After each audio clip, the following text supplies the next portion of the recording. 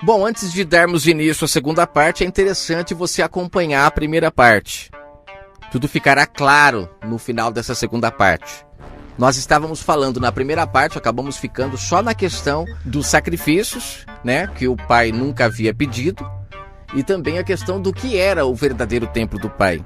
O sistema na época do Messias, assim como hoje, colocava na cabeça das pessoas que a casa do pai era o templo, porque eles dependiam de que as pessoas fossem ao templo para comprar os animais e com isso serem perdoados de seus pecados. E quando o Messias chega, ele põe fim àquilo. Ele diz que a casa do pai estava sendo feita era de comércio e a casa do pai não era o templo, como nós já vimos na parte 1. A casa do pai são as pessoas, assim como Davi disse, assim como Natã, assim como também o profeta Isaías. Estevão disse no capítulo 7 também. Paulo disse em Atos 17 que o Deus que fez os céus e a terra não habita nesses lugares. Então assim, quando o Messias chega lá em Atos 2 e ele diz, ponham tudo isso abaixo que eu vou levantar o verdadeiro templo, aqueles homens não compreendiam, porque eles aprenderam com cegos. Eles já eram cegos já da linhagem dos cegos, né? Vinham cegos quanto àquilo, e quando chega o Messias não conseguiam entender o que ele falava, compreender. Por isso zombaram dele quando ele disse que levantaria o verdadeiro templo em 3 dias. O Messias se referia ao seu corpo como templo, mas eles estavam enxergando o templo de pedra, provando que eram realmente muito cegos. O tema deste estudo é o seguinte: por que o sistema foca na cruz? No Antigo Testamento, o povo era focado nos sacrifícios. Tudo que as pessoas faziam de errado, elas tinham lá o animal certo, que ela comprava e ia lá, levava para o templo, e lá ela era absolvida da sua culpa, né? Só que como Paulo diz no livro de Hebreus, o sangue de animais nunca perdoou pecado nenhum. Nunca perdoou. O pai tolerava aquelas práticas. Paulo chega a chamar diversas vezes aquela época de época das trevas. Por isso que Paulo o tempo todo fala pro pessoal, desperta tu que dormes, levanta-te dentre os mortos, venha das trevas para a luz. Ou seja, as pessoas que praticavam aquelas obras, elas estavam em trevas, porque de fato elas não eram perdoadas diante do pai quando faziam aquilo. Então aquilo de fato não mudava em nada o conceito do pai para com aquelas pessoas. Só que elas praticavam e acreditavam que o pai estava perdoando elas. Quando o Messias chega, ele diz uma parábola que demonstra muito o que estava acontecendo em Israel. É a parábola do credor incompassivo. Ele diz que existia um rei e um rapaz devia para este rei, não era pouco. Mas ele chegando diante do rei, o rei o perdoou, resolveu perdoar. Quando o rapaz sai dali, ele não perdoa ao próximo por uma dívida muito pequena que o próximo tinha com ele. E ali o Messias deixa claro que o pai mandou chamar o rapaz e mandou prendê-lo, só sairia de lá quando pagasse o último centavo. E por quê? Ele teria que voltar agora e ser preso novamente, as suas culpas voltariam. É porque ele não entendeu nada do que o Messias estava fazendo na terra, porque aquela parábola se referia justamente ao povo de Israel que estavam em trevas. Era uma época de ignorância, praticando aquelas coisas, práticas que vieram do Egito. Eles não tinham noção do que estavam fazendo. E quando chega o Messias e ele começa a abrir a mente das pessoas, era para elas parar de praticar o sacrifício e começar agora a obedecer. E não mais sacrificar. Ele deixou claro isso quando ele fala que o pai quer obediência, não quer sacrifício. Agora vai tirar esse fermento da mente das pessoas. É muito difícil. Mas o Messias insistia, sempre falando a questão das pessoas se consertarem uns com os outros e não sacrificar. É o caso daquele rapaz que estava indo levar a oferta e o Messias fala, vai e se conserte com o seu irmão, depois vem e traga a oferta. Por que ele disse para ele vir e trazer a oferta? Porque ainda estavam na lei, era uma prática comum. A lei acabaria no madeiro, até o madeiro o Messias deixou que tudo continuasse como estava. Os mordomos perderiam a sua mordomia no madeiro. Lucas 16, outra parábola que o Messias também se referia a Israel, quando ele fala do mordomo infiel, que o pai deu na mão deles o poder, deu na mão deles a mordomia, mas eles estavam agindo de forma errada, estavam lucrando. E o Messias lá na parábola do mordomo infiel em Lucas 16, ele deixa claro, é impossível servir a Mamon e ao Criador do universo ao mesmo tempo. Você não pode misturar dinheiro nas coisas do pai, porque perde toda a essência, porque o dinheiro é a raiz do mal, ele deixou claro. E aqueles homens estavam vendendo os animais para as pessoas, estavam vendendo o perdão. Eles não estavam mais preocupados se as pessoas estavam se consertando com o seu próximo, não. Eles queriam, no final do mês, as ofertas lá, ó, dinheirinho, trocando dinheiro pelos animais, cobrando seus dízimos, lucrando, templos grandes, lindos, maravilhosos. E o povo, se estava se consertando ou não, eles não estavam nem aí, estavam corrompidos pelo dinheiro, porque misturaram a ganância deles no meio das coisas do Criador. E nós não podemos fazer isso. No texto de Lucas 16, no verso 18, ali o Messias fala sobre o divórcio, né? O sistema sempre traz para a carne, para a gente achar que o divórcio ali que o Messias está se referindo é para nós. Não. Quem ali recebeu a carta de divórcio foi justamente Israel, porque estavam praticando o que o pai não pediu, estavam adorando os ídolos, como o caso da mulher samaritana nos montes, né? Local onde ela aprendeu a adorar diversos deuses. 2 Reis, capítulo 17, fala até o nome dos deuses, Sucote e Benote, tem lá Astarote e muitos outros deuses que eles aprenderam a adorar quando foram para Samaria. As 10 tribos lá que se separaram quando Salomão morreu foram para Samaria e lá aprenderam a adorar um monte de deuses no monte. E o Messias, quando chega para a mulher samaritana, ela reconhece que ele era o profeta, aquele que Moisés disse que viria. Ela reconhece que ele era o noivo e ela ali abandona a adoração no monte para buscar o Pai em espírito, né? Porque ela reconheceu que de verdade o verdadeiro Criador do universo só é adorado em espírito, não podemos buscar fisicamente. E o Messias deixa claro a ela, é chegada a hora que só vai ser aceito quem buscar em espírito, ou seja, ainda não havia chegado a hora seria no madeiro. A partir dali, quem continuasse ainda praticando obras das trevas, ou seja, práticas carnais para tentar se chegar ao Pai, essas pessoas estavam se relacionando com a mulher que foi repudiada. Israel foi repudiada.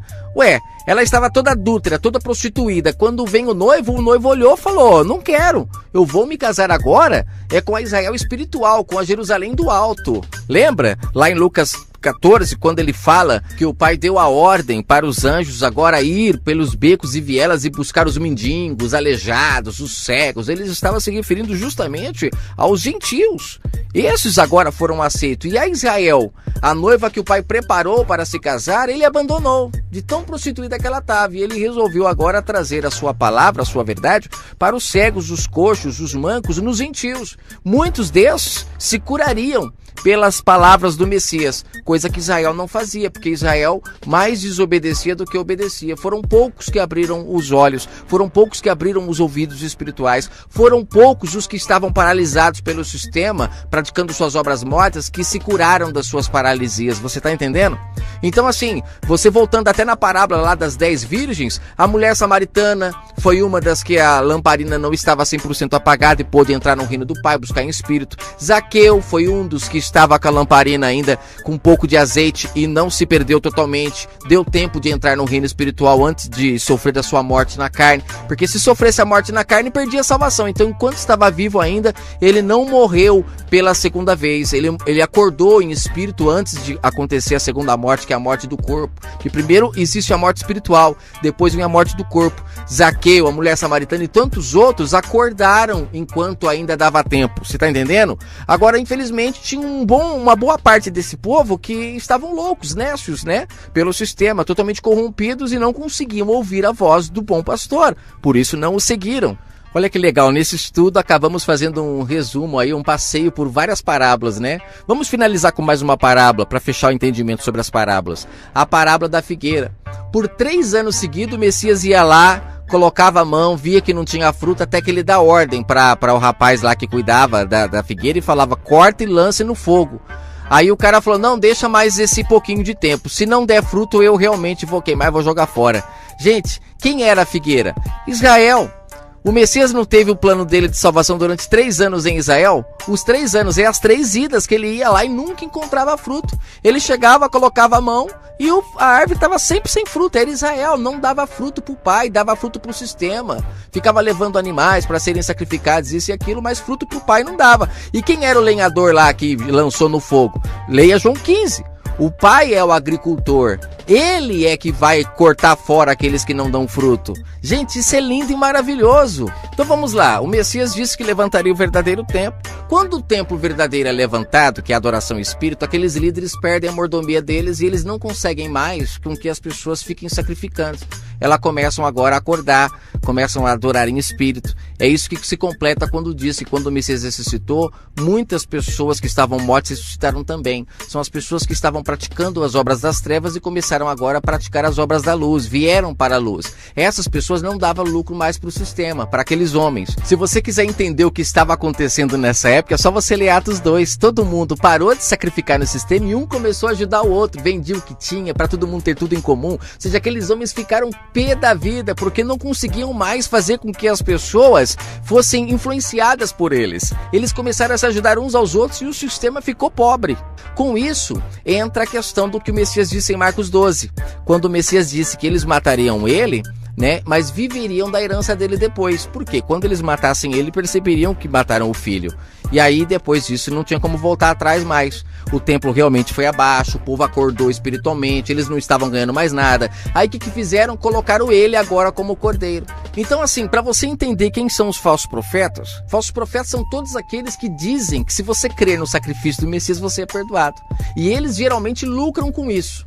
Pode perceber, eles lucram, misturam dinheiro junto com as coisas do Pai. Eles estão sempre lucrando, pagando suas contas com o sacrifício do Messias. Então esses são os falsos profetas. Porque o Messias disse que não é se você crer no sacrifício que você é salvo. Olha o que ele disse em João 3. João, disse sobre isso em João 3. Leia comigo aqui, verso 16 de João 3, muito utilizado pelo sistema. Deus, ele dizendo a Nicodemos, Deus, Nicodemos, ele amou o mundo de tal maneira que ele deu o seu Filho unigênito para todo aquele que nele crê, não pereça, mas tenha a vida eterna, que nele crê, não no sacrifício, que crê nele, no que ele fala. Na verdade, os líderes mataram ele, calaram a boca dele porque ele estava abrindo a mente de muitas pessoas. Imagina qual o valor do dízimo de Zaqueu, um ladrão de carteirinha. De repente, Zaqueu acorda do sono espiritual, ouvindo as palavras do Messias, e para de sacrificar e começa a devolver o que ele tinha roubado. Aqueles homens estavam perdendo muito dinheiro. E aí, de repente, eles vêm e calam ele. Vendo que perderam a mordomia, coloca ele como sacrifício agora e lucram no sacrifício até hoje. Verso 17 de João 3, ele fala: porque Deus enviou o seu Filho ao mundo não para condenar, mas para que o mundo fosse salvo por ele. Como? Ouvindo as suas palavras e praticando. Quem crê nele, não é condenado, mas quem não crê já está condenado, porque não creu no que ele falou. Não creu. A condenação é esta, diz aqui no verso 19. A luz veio ao mundo. Os homens amaram mais as trevas do que a luz, porque as suas obras eram más. Então todo aquele que faz o mal odeia a luz, não vem para a luz, para que as suas obras não sejam reprovadas. Então o Messias, o que ele veio trazendo ao mundo é vergonha na cara. Para de praticar obras das trevas, ficar atrás de uma religião, atrás de obras que nunca te levará ao Pai. Venha ser de fato sacrifício vivo. E Paulo fala isso em Romanos 12. Para nós apresentarmos ao Pai o nosso corpo como sacrifício vivo. Muitos não entendem o que é isso e você vai entender a partir de agora. Lembra que o Messias disse: aquele que crer em mim, nas minhas palavras, farão as mesmas obras que eu e até maiores? Não pense você que essas obras são obras religiosas, não. É obra de amor ao próximo. Veja o que ele fazia pelo próximo. Você poderá ser igual a ele e até mais do que ele fez, se você tiver o amor do Pai em seu coração, ouvir a voz dele. Não é ser religioso, não é sair curando ninguém, não é nada disso. A cura dele era no espírito, é fazer o cego enxergar. A pessoa reconhece que está roubando e não rouba mais. Ela reconhece que está fazendo falcatrua com o seu vizinho, com sua vizinha, com a sua mãe, com o seu tio, com o seu funcionário, e para de fazer. Ela começa a ouvir a voz que vem da boca do Pai que diz: seja honesto, mas se errou, se conserte. Se conserte com o seu próximo, não fique indo a tempos pedir perdão, porque não é isso que o Pai pediu. Ele disse para você pedir perdão para o seu próximo. Mateus 18, se tiveres em dívida com o teu irmão, vai lá e faça as pazes. Olha, uma pessoa consciente, culto racional, sacrifício vivo. Ela não tem mais trevas no entendimento, mais engano de que agora tem que ir por um tempo pedir perdão, ficar no quarto dela a noite toda lá orando, pedindo perdão por Pai dos seus pecados. Não, ela volta e se conserta, porque o Messias ensinou na oração dele: perdoa os meus pecados como eu perdoo os meus devedores. É quando você é o próprio sacrifício que o Pai te perdoa. E ele deixa claro em Mateus 18, quando isso acontece, eu estou no meio.